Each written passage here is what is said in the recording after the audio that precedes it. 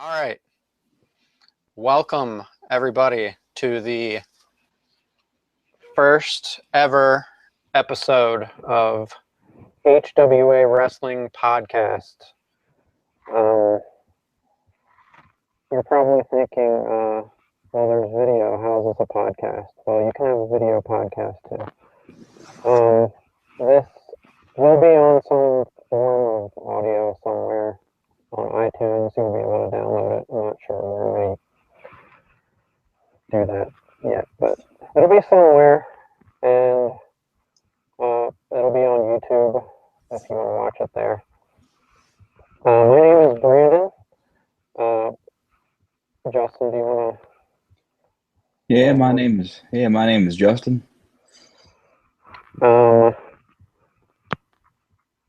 Before we start, I guess we'll talk a little bit about who we are, so that we're not sort of strange. Well, we are strange. Basically, we are hardcore professional wrestling fans all of our lives. HWA was me and Justin's backyard wrestling organization. We are now too old and decrepit and beat up to actually wrestle anymore, so we're kind of carrying on the HWA name in the form of this podcast so that we can continue in the professional wrestling business somehow. Is there anything you want to add, Justin? I can't believe you called me old and decrepit. Well, the reason I'm old and decrepit is because of you, and the reason you're old and decrepit is because of me. So fair enough. So basically, we're just two old backyard wrestlers that can't go anymore. So we're gonna have a podcast instead. Basically, what our podcast is gonna consist of is we're gonna do a rundown of the week for like Raw, probably not so much SmackDown, and then we're gonna kind of hit a little bit of the history of pro wrestling. Like this week in pro wrestling, we'll go back like 20 years and see what was going on Nitro and Raw, and just see where the conversation goes from there. Anyone who wants to get in on the conversation, apparently this is live. You can tweet me at Brandon Staub on Twitter. And any suggestions that you might have to make the show better, because neither of us have ever done this before. So we're just kind of winging it and seeing how it goes, and hopefully it'll work out. So I guess we'll get started with the whole Monday Night Raw. I don't know if you watched it this week or caught anything, Justin. I caught the main event. Yeah. Yeah. We'll talk about that when we get there. They touted it as the season premiere. Like, since when did wrestling have seasons? It never did. Yeah, I don't know what that's all about. I think this is the second year they've done that, though, because I was actually at the Raw where they did the very first season premiere last year. I didn't understand it then. I don't understand it now, but anyway, it's a season premiere. So Triple H and Stephanie come to the ring and talking about how for the first time ever on Raw, Sting is going to wrestle. He's going to wrestle the Big Show. And then the New Day comes out, and Triple H and Stephanie dance with the New Day. No, that's your group right there. Yes, I am a New Day fan. I hate the New Day. The New Day sucks. We'll agree to disagree on that one. So New Day and the Primetime Players. New Day defeats the Primetime Players in a pretty basic tag team match. And of course the Dudleys come out at the end and do their little stare down, telling them they're going to put them through tables. I'm glad I'm happy to see that the Dudleys are back in the WWE. It kind of gives the tag team division a little jump start because it's been really boring for the last couple of years. There has not really been any good tag teams in the WWE. I think it's been boring tag team wise for the last maybe 10 years overall. Yeah. I mean, maybe 15, 20. I mean, tag team hasn't been nothing the way it used to be back in the late 80s, early 90s. Yeah. You know, WCW killed that when they were in the mid 90s. They had nobody. The Outsiders got the tag team titles and kept it, and nobody ever challenged them. Yeah. Tag team wrestling seems to be dying, kind of like women's wrestling seems to be dying right now. I would agree to that.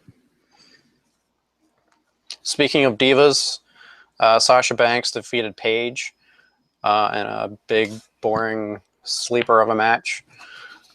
And it's a shame because Sasha Banks and Paige are two very talented female wrestlers. If you've seen them wrestle at all in NXT, you know that they can wrestle. It's just, it seems like sometimes when those people make the jump from either NXT or an indie organization to like the main roster at Raw, it's like they just won't let these wrestlers, men and women, they won't let them shine. And it's a shame that that happens.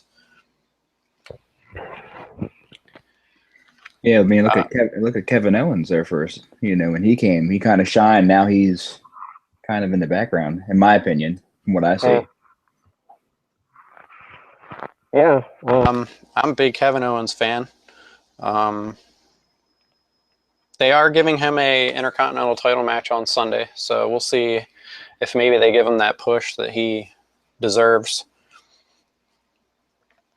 On to the Wyatt. The Wyatt family was on Miz TV, which was kind of an odd mixture, having the Miz and the Wyatts interacting.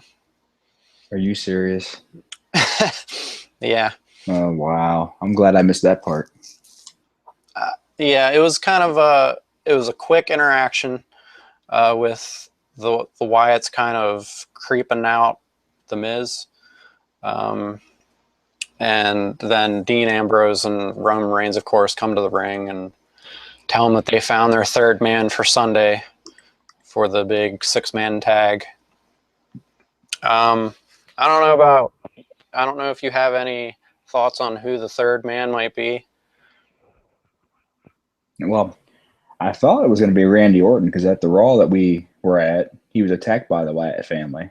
But now I heard he's been written off TV. Yeah, I saw that too. Or something. So there's been some graphics leaked on the internet of Baron Corbin, who's an NXT wrestler, coming up to main roster, which I would be fine with if they decided to do that. But I really hope it's not Randy Orton. I'm really not all that interested in Orton anymore. that would be a weird tag team combination. Yeah. He just doesn't fit it. He just doesn't fit in there, in my opinion. Yeah, I agree with that. Next up, we had John Cena and a match against Sheamus. Oh, jeez. Of course, you can probably guess who wins this match. In typical Cena style, it just... I don't even really know what to say about this match. It's the same thing we've been seeing for the last 10 years in John Cena. Always winning. Surprised he doesn't have every belt around his waist. We might see that someday. Even the Divas title. He'd probably look pretty good in that. Well, he is married to Nikki Bella, so I'm sure he probably does wear it around the house when, you know, they're home together. That'd be an awesome picture to see. Maybe. Okay. The next segment on Raw. It's hard to describe. If you haven't seen it, you really should look it up. Ryback in the ring cutting a promo, and interrupted by Kevin Owens. Kevin Owens is great on the mic. Ryback was so bad that it was even screwing up Kevin Owens. So you mean another Scott Steiner? Yeah. Scott No. Steiner makes Ryback look... Ryback makes Scott Steiner look good. Yeah, Scott Steiner was horrible. Yeah. Except he did get you that one time many, many, many years ago when he cried saying he was retired. Remember that on Raw? Not Raw, I mean Nitro, back in the day? I don't remember that. You don't remember that? You actually believed he was going to retire. I did? Yes, you did. All right. And I was upset about it? No, you just believed he was going to be retired. Oh, okay. I don't think I don't think anybody was upset about it. No. You know, who cares about Big Papa Pump? He seems to have gone off the deep end these days. I don't know if you've seen any of the stuff he's posted on Twitter. Yes. But apparently he's infatuated with Hulk Hogan. Starting to think that maybe Scott Steiner is in love with Hulk Hogan. You never know. I think it's something like the last 25 to 30 of his tweets are all Hulk Hogan related. Steroids will do that to a man. Yeah. Turn you into loving Hulk Hogan. Yeah. So Ryback, when he gets in the ring, the first thing he does is starts shaking his hips and singing like Elvis. And that's more disturbing than Big E swinging his hips and dancing to the ring. Seriously, if you have not seen this segment, you really should go watch it because it's just terrible. Ryback really needs to go away. They need to give Kevin Owens the Intercontinental Championship on Sunday, and they need to send Ryback somewhere else. I don't really care where, as long as he's not on my TV anymore. Neville and the Lucha Dragons defeat Stardust and the Ascension. It's a good tag team match, nothing spectacular. Although I am kind of interested in seeing the whole Stardust and the Ascension team. They kind of mix well together with their gimmicks. So kind of interested to see if it goes anywhere.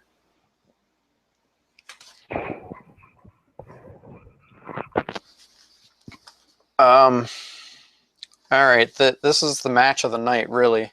One that got the most attention was Charlotte versus Nikki Bella for the Divas title.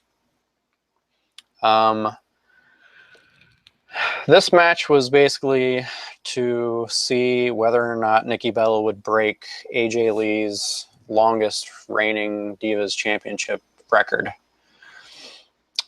Charlotte did win, but only via disqualification because the Bellas pulled their twin magic thing where they switched and Charlotte pinned Brie instead of Nikki, so it didn't count.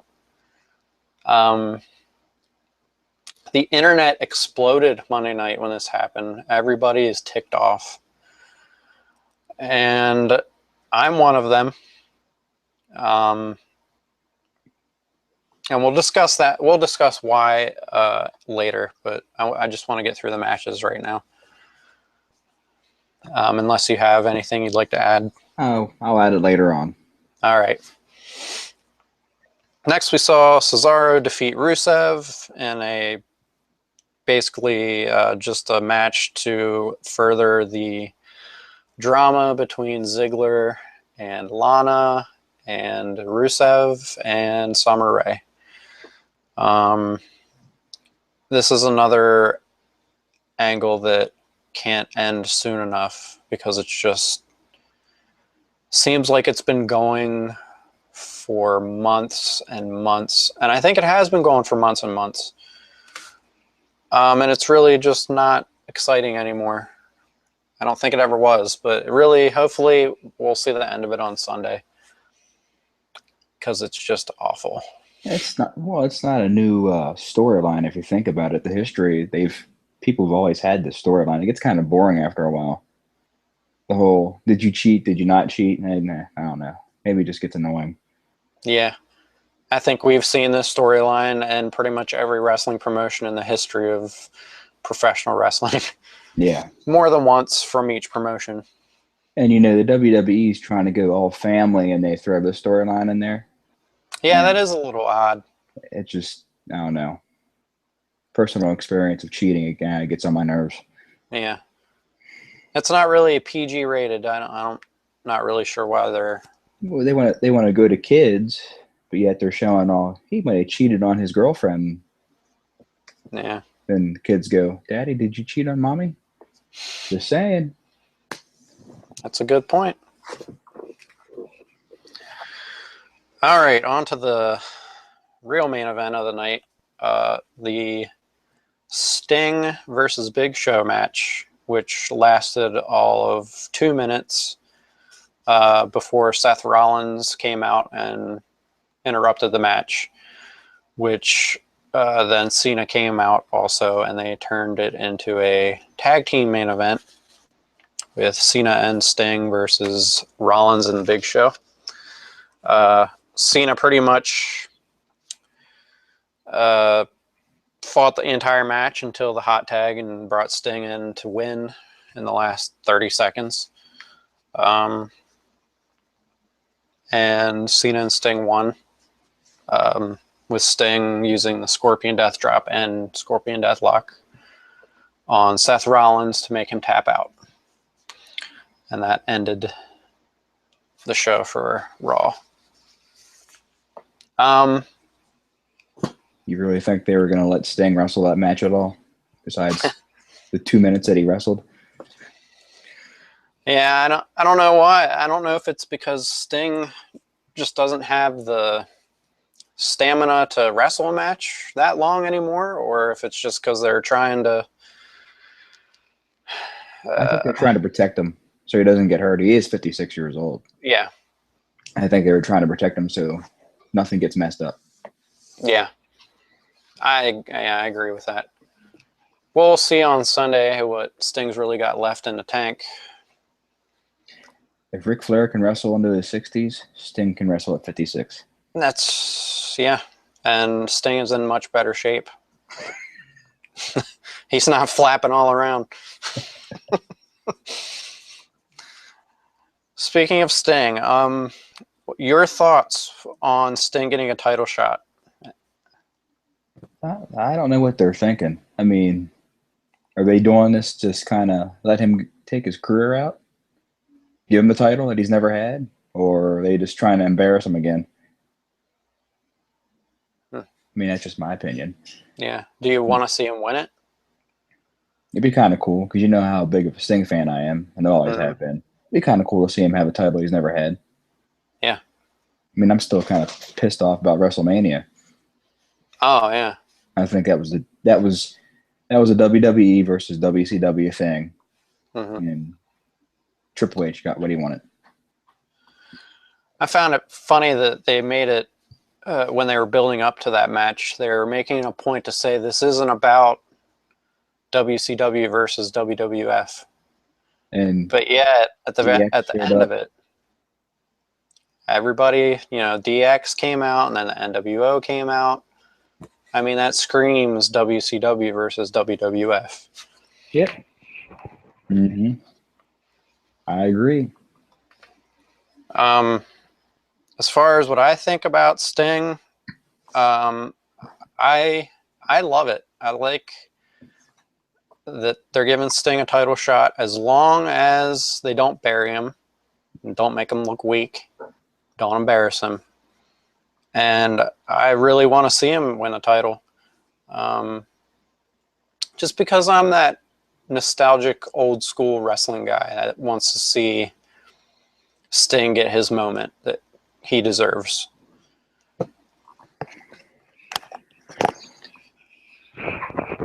It'd be kind of good to see. Yeah. And I mean, he doesn't have to hold it for long. Let him hold it for a couple weeks and drop it at the next pay-per-view. Mm-hmm. Just don't let him drop it like 24 hours later. Yeah. That's kind of what I'm thinking might happen, though, is he might win it, and maybe on Raw the next night, Sheamus might cash in his briefcase. Hopefully I'm wrong about that. Yeah. You don't need a stupid-looking champion. Yeah. All right, on to the topic that everybody's talking about, the heat on Nikki Bella. I didn't ever think I'd really be discussing divas on a podcast, but where do I go with this? You knew they were going to do it because they have to bury anything of CM Punk. Yeah. Point simple.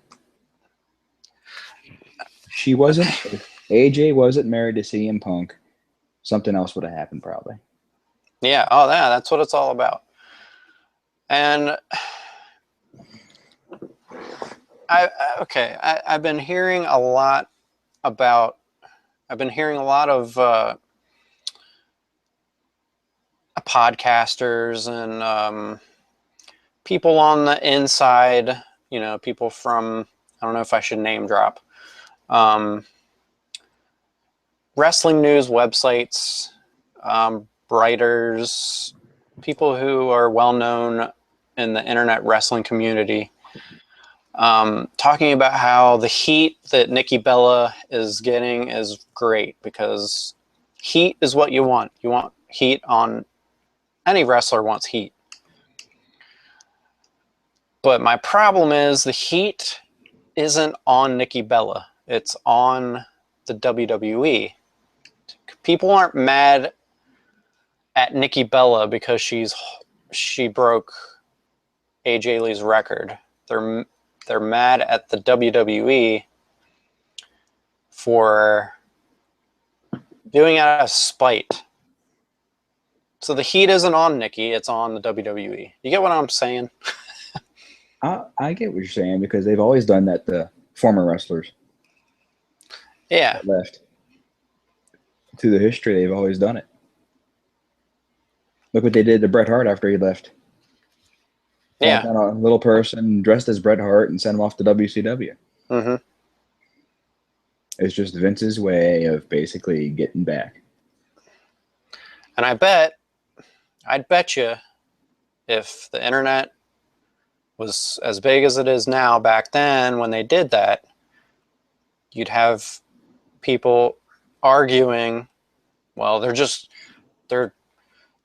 Shawn Michaels is getting the heat, when really it's not Shawn Michaels that was getting the heat, it was Vince McMahon, because he was the one that sent that little person dressed as Bret Hart just for spite. Mm-hmm. It wasn't Shawn Michaels that had the heat. It was McMahon. And that's the same situation now. You have Nikki Bella beating AJ Lee's title reign because probably more than likely Triple H has it out for CM Punk. And that's not the right kind of heat to have on. Nikki Bella does not the one that has the heat. I don't care what anybody says. If you want to argue with me, you can come on my podcast and argue with me. It's a challenge to anybody out there. So that's me on my soapbox. I'll leave that go now. Let it go. It makes me mad because AJ Lee was a talented wrestler who deserved a long reign, and Nikki Bella is just up face basically. I would argue that she's a pretty face. Oh, yeah. But anyway, the last thing I want to talk about for Raw, I'm confused about whether or not the Authority is supposed to be a heel team, like heel or babyface. Because you got them coming out in the beginning of the show, giving everybody what they want in a Sting match on Raw, and then they're dancing, they're having a good time with the New Day. And then later on in the show, they're putting... They're trying so hard to get Sting, in this terrible situation where he's up against a Big Show, and then everybody's booing them because they're stacking the deck. Like, it's confusing. I don't know what they're trying to do. If they're trying to be heel or they're trying to be babyface. I think they're trying to ride the fence. Neither way. Just kind of stay on the fence. You know how sometimes they push wrestlers to do that over time. Yeah.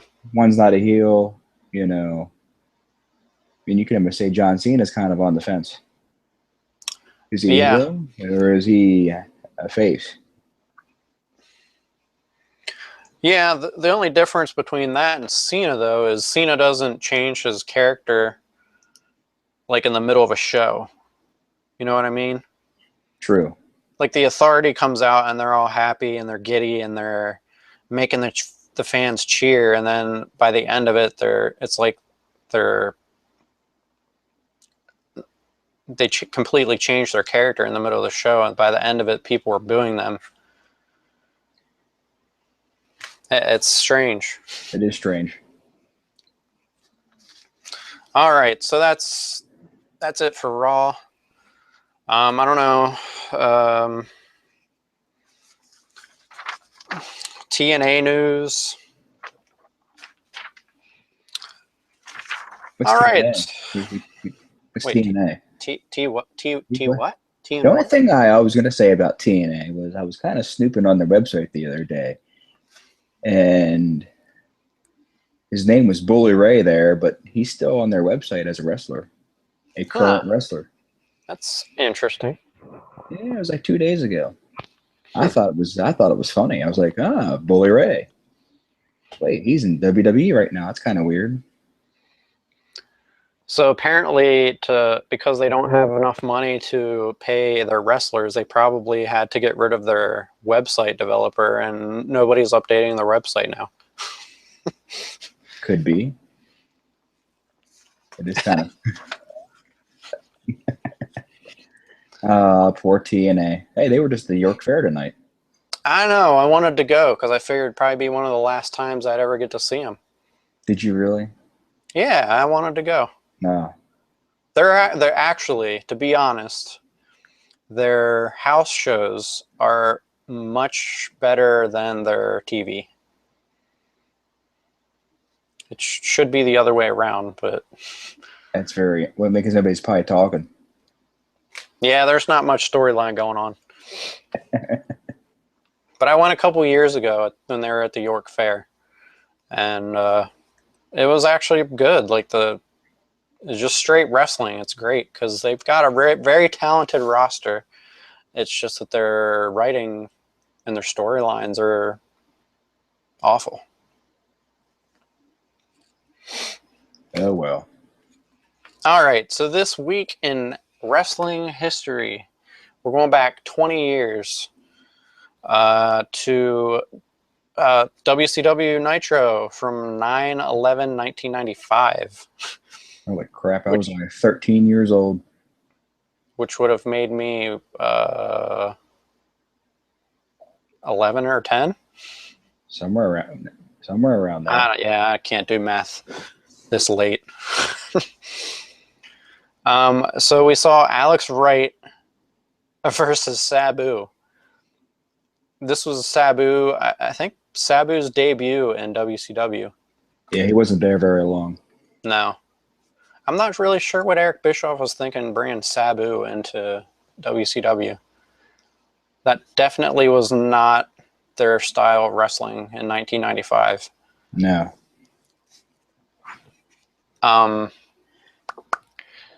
Also, I don't know if you looked at any of this, like looked up any of the dates here, but this is actually only the second episode of Nitro. Oh, I can believe it because I remember it started in 1995. Yeah. So just a week before is when they were in the Mall of America, and Lex Luger showed up and shocked the wrestling world. And pissed that man off. Yes. All right, so then we had Sting defeat VK Wall Street, who was IRS, right? Yes. And that is actually Bray Wyatt's father. Yeah.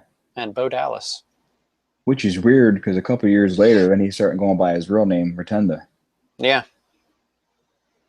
So I don't know. There was back then. There was too many people switching names back in WCW.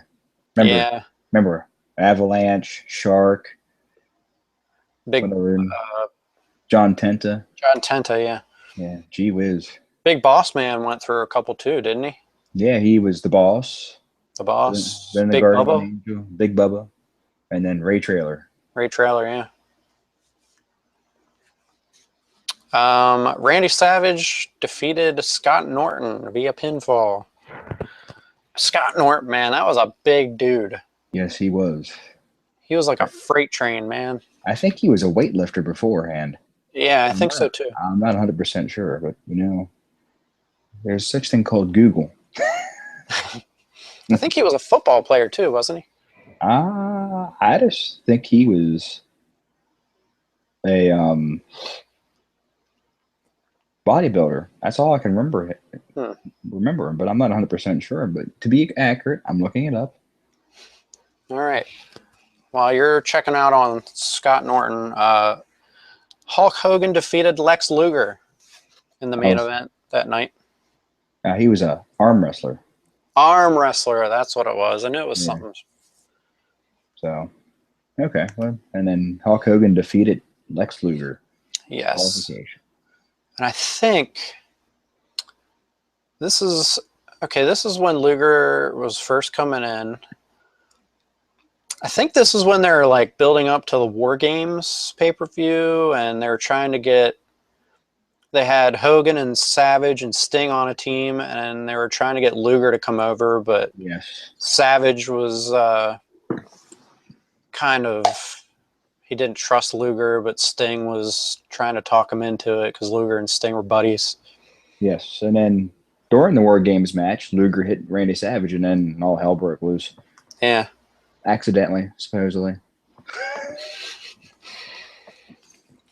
This is pre-NWO, so this is before Nitro really took off. Yeah. Yeah. But it was still good though. Nitro was good. See, I think that people don't give Nitro pre-NWO credit. It was good. It was real good. Compared to what was going over on Raw, which was we had Razor Ramon versus the British Bulldog. Bulldog winning via disqualification because the 1-2-3 Kid interfered. That was a very interesting rivalry between Razor and 1-2-3 Kid. Mm-hmm. Then you had the Smoking Guns defeat the Brooklyn Brawler and Rat Radford. Wow. Which, I believe Rat Radford was Louis Cooley. You can find out. You're my Google man. Yeah, at least I'm good for something. And then you had Isaac Yankem. Yep, he was Louis Cooley. Yeah. Isaac Yankem defeats Scott Taylor. I don't even remember who Scott Taylor is, to be honest. Isaac Yankem, we all know who he turned out to be. Assuming everybody knows, but if you don't, Isaac Yankem eventually became Kane. Yeah, he played a couple different characters. Yeah, he played the fake Diesel. Oh, do you know who Scott Taylor was? Scotty Too Hottie.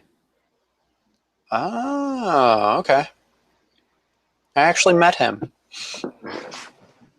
I guess he was going by Scotty Too Hottie at the time. Yeah. It was a couple months ago. And then we had Psycho Sid versus Shawn Michaels for the Intercontinental Championship. Michaels retained the title in that match. Nobody shows up at pay-per-views, right? Nope. Never. Yeah, it's 1995. This was I think this was the new generation era of WWF. I think that's what they called it. The new generation, when they had all the hokey, like, weird cartoon characters as wrestlers. You had like Duke the Dumpster Drozy and Skinner the Alligator Man, and this might have been like Bastion Booger type days. Yeah. So like WWF TV was awful, and then it had Nitro, which was actually like good quality, like wrestling and good storylines. So, I mean, what are your thoughts on? Do you have any thoughts on this? I miss these days sometimes. It was kind of two shows. If one wasn't going too good, you could always flip to the other one. Mm-hmm. That's what's missing in today's wrestling world. Yep. You don't have WWE doesn't have any competition, so they can just do whatever they want, and you have to accept it. Mm-hmm. Unfortunately. Yeah. I was just thinking earlier about how much. I mean, I still love professional wrestling. Obviously, if I didn't, I wouldn't have wanted to start a podcast, and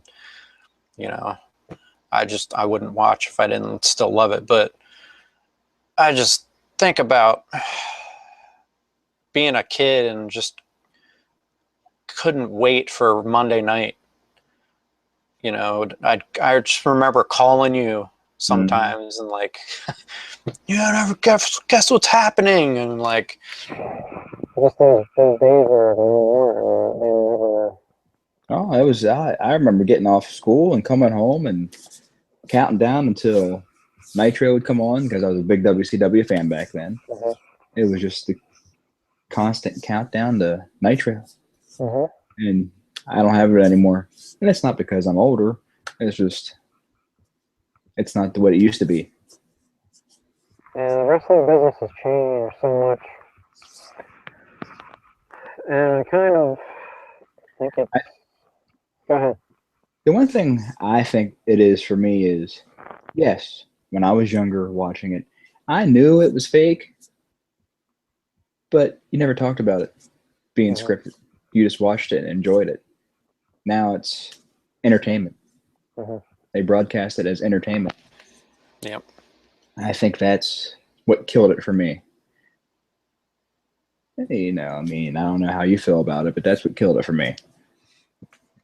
I think what killed it for me is the internet. Just because you can't, there's no more surprises because it's all over the internet before it happens. And you have all the websites that leak just all the backstage news and drama that goes on. It makes you upset when certain things happen. It just kind of put a bad taste in my mouth. I'd rather... Now, you talking about everything or just like the storylines getting leaked out? I'm talking everything. See, here's one thing I never got. If certain companies you work for make you sign a paper saying you can't talk about anything, why doesn't Vince do that to his writers? Yeah. How's this stuff get out? I mean, if I owned the WWE, I'd make sure my writers want to talk about it. You can't talk about anything. Yeah. Look at these reality shows, especially all these reality shows my wife watches. You know, they sign these agreements that they can't talk about it until it's airing on TV. Mm-hmm. I mean, my wife loves The Bachelor. I mean, that Mm-hmm. stuff's filmed 8 months ago. Mm-hmm. You know, but they got to sign a paper that says they can't talk about it. Why can't he do that to his writers and wrestlers? Mm-hmm. Just hey, you can't talk about it. Make it exciting again, so you don't know what's Yeah. going on. The drama stuff, well, whatever. That can be. I know part of it's my fault because I read it. But it's hard not to when you want to know like so bad like what's going on with Hulk Hogan or what's going on with CM Punk. I just think that if the internet wasn't around, maybe for the whole CM Punk situation, because I'll admit it might be an unpopular thing, but like I am a CM Punk fan. I'm the biggest CM Punk fan in the world. How's that an unpopular thing? Well, because he's a quitter. And he left. And, he's a jerk. Well, see, they'd want you to believe that. Yeah. There's two sides to the story. Yeah. There's always two sides to the story on anything. I mean, what he could have been saying is true, and what they could be saying is true. There's a truth in the middle somewhere. Right. Somewhere. You'll just never know. Yeah.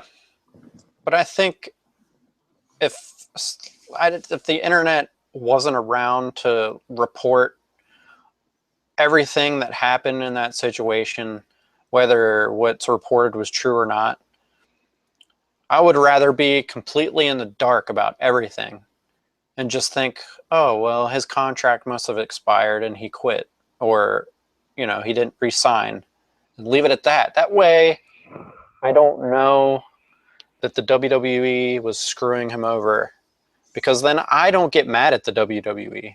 I just think everything's normal. You know what I mean? Yeah.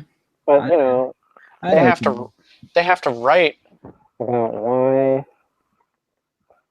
the WWE did this and why the WWE did that, or why this wrestler did this and why this wrestler did that.